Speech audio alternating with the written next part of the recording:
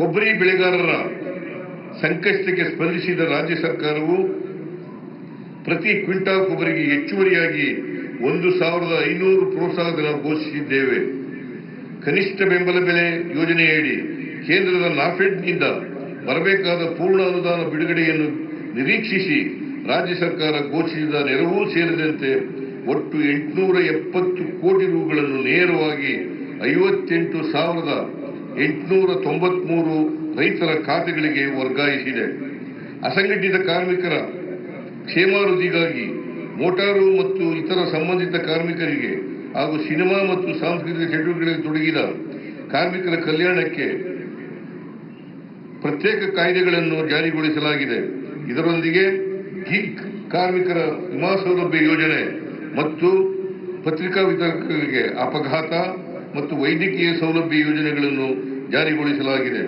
ಪರಿಶಿಷ್ಟ ಜಾತಿ ಮತ್ತು ಪರಿಶಿಷ್ಟ ಪಂಗಡದವರ ಅಭ್ಯುದಯಕ್ಕಾಗಿ ನಮ್ಮ ಸರ್ಕಾರದ ಇಂದಿನ ಅವಧಿಯಲ್ಲಿ ಜಾರಿಗೊಳಿಸಲಾಗಿದ್ದ ಎಸ್ಸಿ, ಎಸ್ಪಿ ಮತ್ತು ಟಿಎಸ್ಪಿ ಕಾಯ್ದೆ 2013 ಸೆಕ್ಷನ್ 7D ಅನ್ನು ಕೈಬಿಡುವ ಮೂಲಕ ಅನುದಾನ ಪರಿಶಿಷ್ಟ ಸಮುದಾಯಗಳಿಗಾಗಿಯೇ ಬಳಕೆಯಾಗುವುದನ್ನು ಖಾತರಿಪಡಿಸಲಾಗಿದೆ. ಪರಿಶಿಷ್ಟ ಜಾತಿ, ಪರಿಶಿಷ್ಟ ಪಂಗಡದವರು ಹಾಗೂ ಹಿಂದುಳಿದ ವರ್ಗದವರಿಗೆ 1 ಕೋಟಿ ರೂವರೆಗಿನ ಗುತ್ತಿಗೆಯಲ್ಲಿ ಮೀಸಲಾತಿ 1 ಕೋಟಿ ರೂವರೆಗಿನ ಗುತ್ತಿಗೆಯಲ್ಲಿ ಮೀಸಲಾತಿ, ಸರ್ಕಾರಿ ಹುದ್ದೆಗಳಿಗೆ ಹೊರಗುತ್ತಿಗೆ ಆಧಾರದ ನೇಮಕಾತಿಯಲ್ಲಿ ಮೀಸಲಾತಿ, ಮಹಿಳಾ ಉದ್ಯಮಿಗಳಿಗೆ ಕೆಎಸ್ಎಫ್ಸಿಯಲ್ಲಿ 4% ಬಡ್ಡಿ ದರದಲ್ಲಿ ನೀಡುವ ಸಾಲದ ಮಿತಿ 5 ಕೋಟಿ ರೂಗಳಿಗೆ ಹೆಚ್ಚಳ ಮುಂತಾದ ಉಪಕ್ರಮಗಳ ದುರ್ಬಲ ವರ್ಗಗಳ ಕುರಿತ ನಮ್ಮ ಕಾಳಜಿ ಸಾಕ್ಷಿಯಾಗಿವೆ.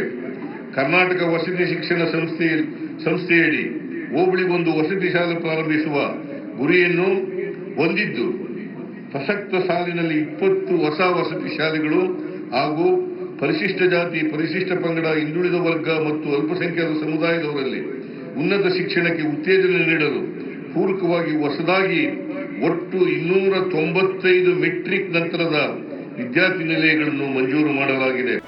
ಜಿ ಕನ್ನಡ ನ್ಯೂಸ್ ಈಗ ನಿಮ್ಮ ಮನೆಯಲ್ಲೇ ನೋಡಿ. ಎಲ್ಲ ಕೇಬಲ್ಗಳಲ್ಲಿ ಈಗ ಲಭ್ಯ.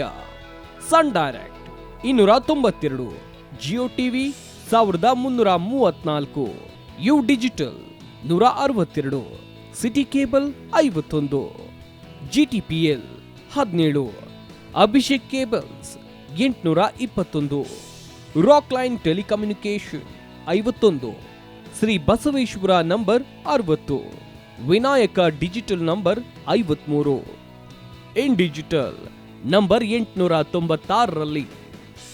ನಿಮ್ಮಿಸ್ತದ ಜಿ ಕನ್ನಡ ನ್ಯೂಸ್ ನೋಡಿ ಆನಂದಿಸಿ.